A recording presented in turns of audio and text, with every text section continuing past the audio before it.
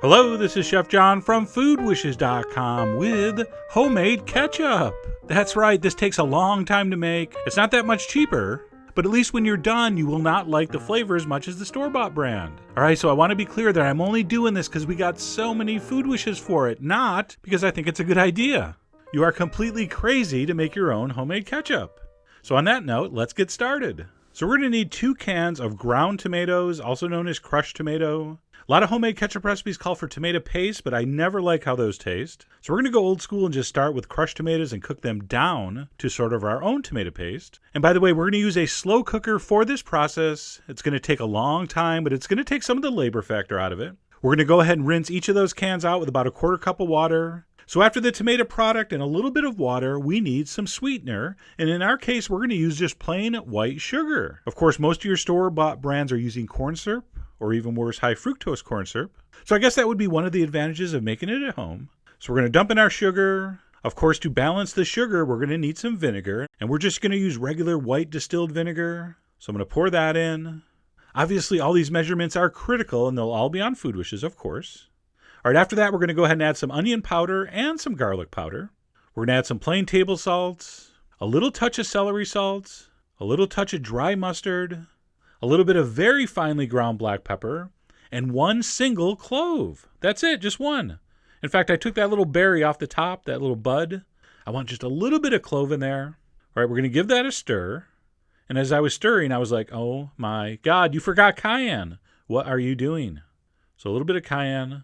And then basically the entire rest of the recipe is you putting your slow cooker on high and cooking it uncovered for a really long time until it reduces down by almost half and becomes very, very thick. Now, you can definitely do this on the stovetop, but you'd have to stand there stirring like forever because it could burn to the bottom. And in a slow cooker, even though it's going to take like 10 or 12 hours, which is basically how long mine took, you still don't really have to worry about it scorching and burning, as long as you're giving it a stir every hour or so. So to me, that's just easier and safer. Okay, so every once in a while, just give it a stir and monitor it. And like I said, it's going to take a really long time. And you'll actually notice in this shot here, the lights look totally different. That's because it's almost dark. And I had to turn my kitchen lights on. So at this point, I was pretty much done, but I ran out of daylight. And I didn't want to finish filming in the dark. So I decided to just put it away for the evening. I thought to myself, you can catch up in the morning. But anyway, the next morning, I brought it back up to temperature. And then to finish, we're simply going to put this through a fine strainer. But to make that a little easier, I like to give it a little blending with the stick blender, with the immersion blender. I guess you could do that with the raw tomato product, but I always feel like it works better at the end because it's thicker. So I'm going to give that a quick blending. At that point, we're going to ladle that into a fine strainer. And then simply use the back of a ladle to push the mixture against the screen. And it will trap any skins or seeds or whatever in the strainer. There you go. All right, so most of it will go through. The rest of that you're going to discard. Don't forget to scrape the bottom. There'll be lots of ketchup under there. At that point, I'm going to transfer it into a bowl that's easier to shoot. And then we're going to let it cool completely before the final step, which is tasting it. You want to taste this cold because that's how you're going to serve it. And as far as spices and salt go, things taste different hot and cold. So wait till it cools down. Give it a taste. I decided to go with a little more cayenne, a little more pepper, a little more salt. And of course, I'm using a clean spoon to stir that in. And if I want to taste it again, I'll drip from the clean spoon to the spoon I already tasted on. And that's how you prevent cross-contamination. Not that that's a big deal, but still. And once that's seasoned, you're ready to serve that up. May I suggest French fries? Those work nicely. So we give this a taste. Really good, although I feel like I'm forgetting something. There we go. Just need a little adult beverage.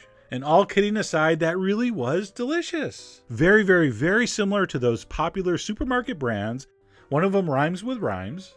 Just a little bit of a brighter flavor, a little more tomato-y of a flavor, but very, very close, very similar. And was it worth it? Hell no. Like I said, you got to be crazy to make your own ketchup. So while I don't think anyone should ever try to make this, I did want to show you because so many people requested it. So to the craziest members of our audience who, despite my jokes, despite my warnings, will still attempt to make this, I'd like to say to those few brave souls, I love you guys. All right? So I really do secretly hope you give this a try, although on the record, don't do it. It's crazy. So head over to foodwishes.com for all the top secret recipe ingredient amounts and more info as usual. And as always, enjoy.